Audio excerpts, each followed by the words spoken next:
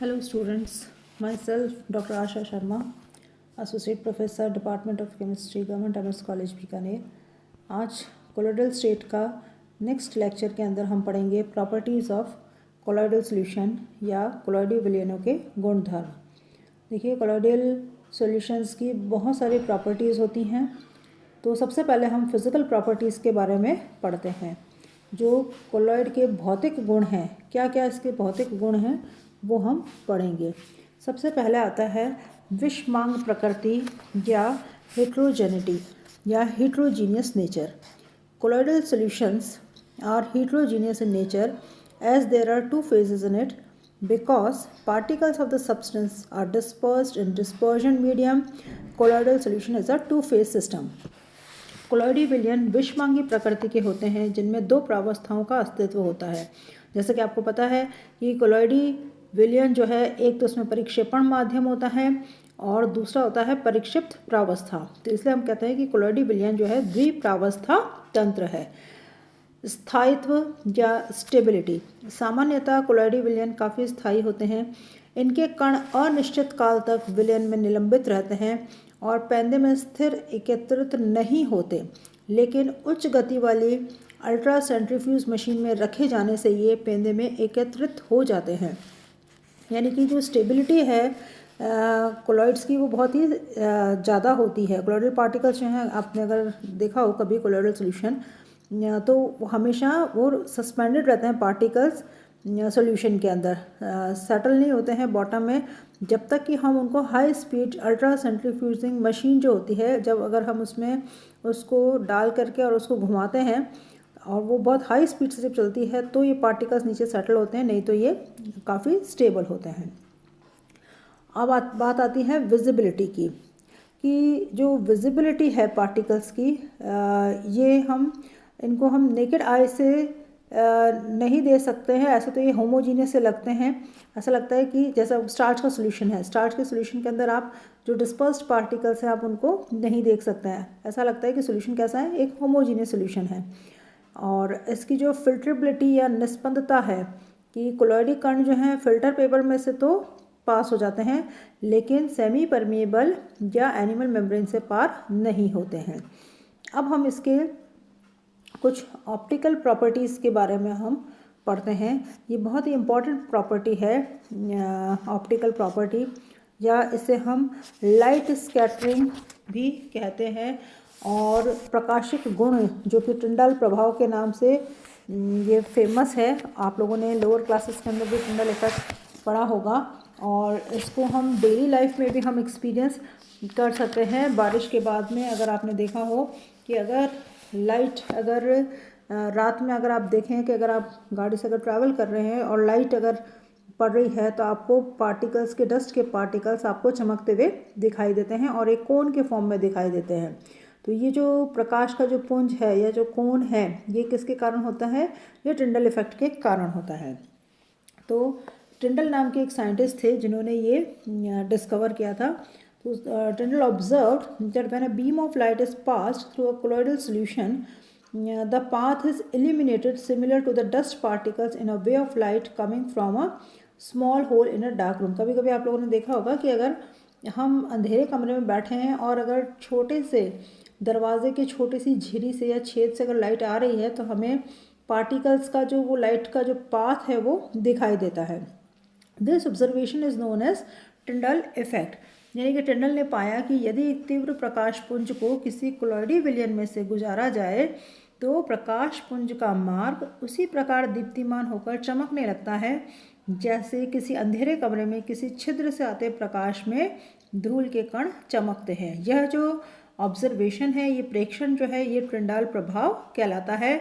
और ये जो टिंडल इफेक्ट है ये ट्रू सॉल्यूशन को डिफरेंशिएट करने में काम आता है कि ट्रू सॉल्यूशन और कोलोइडल सॉल्यूशन, इन दोनों का अगर हमें डिफरेंशिएट करना है तो हम टिंडल प्रभाव के द्वारा इसको डिफरेंशिएट कर सकते हैं। क्यों? क्योंकि because when a beam of light passes through a true solution it passes through it and one cannot view its path। आपको ये जैसे देखिए, ये चित्र के अंदर आपको ये दिखाई दे रहा है, ये देखिए कि अगर जो बीम ऑफ लाइट है है ना, ये ट्रू सॉल्यूशन में तो ये विजिबल नहीं होती है।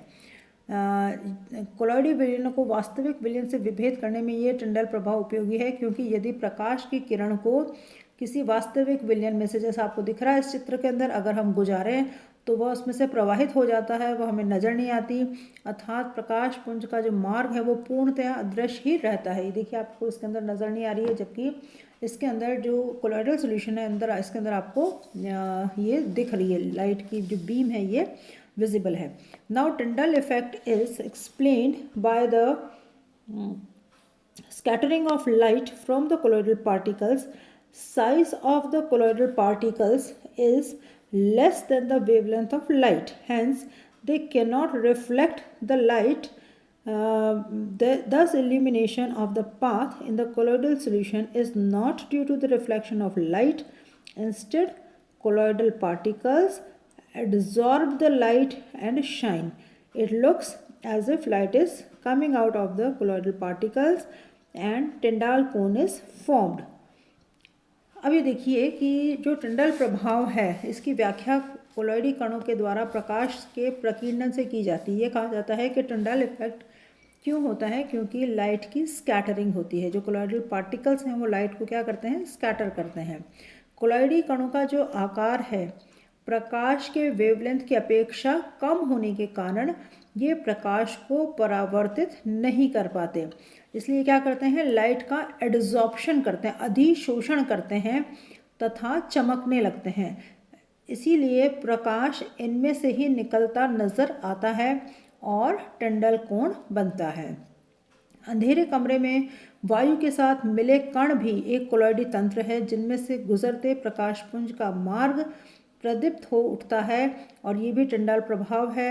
वास्तविक विलयन में अणुओं का आकार बहुत छोटा है, अति सूक्ष्म होता है, अतः वे प्रकाश को उतना स्कैटर नहीं कर पाते और टिंडल प्रभाव नहीं दर्शाते हैं।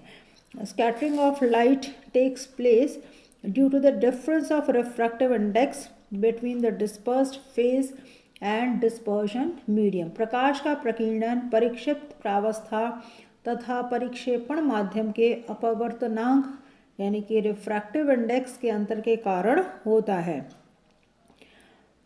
द्रव विरोधी कोलॉइडी विलयनों के लिए इस अंतर का मान बहुत अधिक होता है, अतः टिंडल प्रभाव भी अधिक होता है। द्रव स्नेही सोलों में यह अंतर बहुत कम होने के कारण टिंडल प्रभाव नगण्य होता है। For lyophobic colloids, this difference is high and Tyndall effect is also high, but in lyophilic colloids, the difference is less and Tyndall effect is negligible. Tyndall effect is used to differentiate colloidal solution with true solution. This makes the basic principle of ultra microscope. Tyndall effect जो है वो basically colloidal solutions और true solutions को differentiate करने में काम आता है, और यह एक तरह से अल्ट्रा माइक्रोस्कोप या अति सूक्ष्मदर्शी की खोज का आधारभूत सिद्धांत है। अब हम इसकी कुछ जो काइनेटिक प्रॉपर्टीज़ है, ब्राउनियन मूवमेंट या इसको कहते हैं ब्राउनी गति, तो ब्राउनियन मूवमेंट या ब्राउनी गति, ये सारी प्रॉपर्टीज़ आप लोगों ने लोअर क्लासेस के अंदर आप लोगों ने पढ़ रखा है कि जो कोलॉइडल सॉल्यूशन है उसके जो पार्टिकल्स हैं वो क्या शो करते हैं, ब्राउनियन मूवमेंट शो करते हैं। रॉबर्ट ब्राउन जो थे उन्होंने माइक्रोस्कोप के द्वारा देखा कोलॉइडल पार्टिकल्स जो हैं वो जिगजैग मोशन के अंदर डिस्पर्शन मीडियम के अंदर मूव करते हैं। This irregular motion of the colloidal particles in the dispersion which is observed through a microscope is known as Brownian movement. जो zigzag movement होता है कोलॉइडल पार्टिकल्स का डिस्पर्शन मीडियम में, उसे ब्राउनियन मूवमेंट कहा जाता है, और ये कोलॉइडल सॉल्यूशन की ये प्रॉपर्टी है। रॉबर्ट ब्राउन के नाम के जो साइंटिस्ट थे उन्होंने माइक्रोस्कोप के द्वारा ये पाया कि जो परिक्षेपण माध्यम में कोलॉइडी कणों की जो अनियमित गति है वो ब्राउनी गति कहलाती है, और आइंस्टाइन ने ब्राउनी गति के कारण की व्याख्या अणुगति सिद्धांत के आधार पर की थी। Einstein explained the Brownian movement on the basis of kinetic theory. He stated the moving particles of the dispersion medium exert a force in the opposite direction on the colloidal particles. उन्होंने बताया कि कोलॉइडी कणों पर परिक्षेपण माध्यम के गतिशील कणों का विपरीत दिशा में असामान्य बल कार्य करता है. This collision changes the path of the particles and they move in a zigzag movement. इससे क्या होता है कि जो कोलॉइडी कण हैं उनका पथ परिवर्तित होता जाता है और वे बेतरतीब ढंग यानी कि जिगजैग मोशन से जिगजैग पैटर्न के अंदर वो मोशन करते हैं. Now this collision changes the path of the particles and they move in a zigzag movement. Now for example in cinema hall आप लोगों ने देखा होगा कि सिनेमा हॉल के अंदर जो डस्ट पार्टिकल्स हैं वो आपको प्रकाश का पुंज जो है वो धूल के कण बेतरतीब रूप से घूमते रहते हैं. जो लाइट जब गिरती है तो आपने देखा होगा कि dust particles they are seen moving in irregular manner in a beam of light. एक बीम ऑफ लाइट के अंदर आपको डस्ट पार्टिकल्स मूव करते हुए इरेगुलर पैटर्न में आपको नज़र आते हैं. साधारण निलंबन के कण अपेक्षाकृत अधिक भारी होने के कारण ब्राउनी गति नहीं करते हैं. अब देखिए जो सस्पेंशन है, सस्पेंशन के जो पार्टिकल्स हैं वो ब्राउनियन मोशन नहीं करते हैं. ये सिर्फ और सिर्फ कोलॉइडल जो सॉल्यूशंस है उन्हीं की ये प्रॉपर्टी होती है ब्राउनियन मूवमेंट. जो सस्पेंशन के पार्टिकल्स हैं चूँकि हैवी होते हैं इसलिए वो ब्राउनियन मूवमेंट नहीं करते हैं. अब हम पढ़ते हैं इसके इलेक्ट्रिकल प्रॉपर्टीज़. अब जो वैद्युत गण है, वैद्युत गुण के अंदर दो तरह की आपको प्रॉपर्टीज़ के बारे में पढ़ाया जाएगा. एक है इलेक्ट्रोफोरेसिस और दूसरा है इलेक्ट्रोऑस्मोसिस. तो सबसे पहले अपन इलेक्ट्रोफोरेसिस पढ़ते हैं. इलेक्ट्रोफोरेसिस या वैद्युत कण संचलन ये क्या होता है ये हम देखते हैं. Moving of colloidal particles towards one electrode under influence of electrical field is known as electrophoresis. अब जैसा कि आपको पता है कि कोलॉइडल पार्टिकल्स क्या होते हैं, चार्ज होते हैं. या तो ये पॉजिटिव चार्ज होता है या नेगेटिव चार्ज होता है. तो विद्युत क्षेत्र के प्रभाव में जब कोलॉइडी कणों के जो कण हैं वो एक इलेक्ट्रोड की ओर जब गमन करते हैं तो इसे हम वैद्युत कण संचलन कहते हैं. जैसा अब ये देखिए यहाँ पर आपको ये डायग्राम दिखाया गया है जिसके अंदर यहाँ पे ये देखिए इसको कनेक्ट किया गया है और यहाँ पर ये जो मूवमेंट होता है कोलॉइडल पार्टिकल्स का under the influence of electric field इसको हम इलेक्ट्रोफोरेसिस कहते हैं. जैसे कि मान लें हम आर्सेनिक सल्फाइड का सोल है, गोल्ड का सोल है, सिल्वर का सोल है, ये सब क्या है, ये नेगेटिवली चार्ज है. तो जब हम इलेक्ट्रिसिटी पास करते हैं तो जो कोलॉइडल पार्टिकल्स हैं ये एनोड की तरफ एक्यूमुलेट होते हैं. इसी तरह से जो फेरिक हाइड्रोक्साइड या एल्यूमिनियम हाइड्रोक्साइड सोल हैं ये पॉजिटिवली चार्ज हैं और जब ये इलेक्ट्रिकल फील्ड अप्लाई किया जाता है तो ये एक्यूमुलेट करते हैं टुवर्ड्स कैथोड. और जब ये इलेक्ट्रोड पर पहुंचते हैं तो क्या होता है कि ये चार्ज को लूज़ करते हैं और वहाँ पे ये कोगुलेटेड हो जाते हैं. तो अगर इलेक्ट्रिकल फील्ड के प्रेजेंस में पॉजिटिवली चार्ज पार्टिकल्स कैथोड की तरफ जाते हैं तो उस फिनोमेना को कैटाफोरेसिस भी कहा जाता है या हम उसको धन कण संचलन भी कहते हैं. जैसे आर्सेनिक सल्फाइड, सिल्वर या गोल्ड के जो नेगेटिवली चार्ज सोल होते हैं वो इलेक्ट्रिसिटी या इलेक्ट्रिक करंट प्रवाहित होने पर जो कोलॉइडी पार्टिकल्स हैं वो कहाँ जाते हैं, एनोड की ओर जाते हैं. और फेरिक हाइड्रोक्साइड और एल्यूमिनियम हाइड्रोक्साइड के जो धन आवेशित सोल के कण हैं वो विद्युत प्रवाह करने पर कोलॉइडी कण कैथोड की ओर एकत्रित होते हैं और वहाँ ये पहुंचकर आवेश रहित होकर के ये अवक्षेपित हो जाते हैं. तो विद्युत धारा के प्रवाह से जो धनावेशित कणों का कैथोड की ओर संचलन कहलाता है धन कण संचलन या कैटाफोरेसिस कहलाता है. अब ये जो धन कण संचलन या कैटाफोरेसिस है इसके कुछ यूजेस होते हैं. क्या क्या यूजेस होते हैं? पहला यूज जो होता है वो होता है चिमनी से निकलने वाले कोलॉइडी धुएं से कार्बन के कणों को दूर करना. ये हम डिटेल में जब एप्लीकेशंस पढ़ेंगे तभी पढ़ेंगे. To remove carbon particles from industrial smoke and soot electrical precipitation of rubber, rubber का विद्युत निक्षेपण। टू रिमूव डर्ट, मैल के कणों को दूर करना। Painting of metallic parts of car, car के धातु के हिस्सों को पिगमेंट से रंगना। Cleaning of sewage water for agriculture purposes, गंदे नाले के जो पानी है उसको साफ करके और सिंचाई के में काम में लेना। ये इसके कुछ प्रॉपर्टीज़ हैं, तो इनको हम डिटेल के अंदर जब हम एडवांटेजेस पढ़ेंगे या एप्लीकेशंस पढ़ेंगे कोलॉइडल सॉल्यूशंस की, तो उसके अंदर हम फिर से पढ़ेंगे।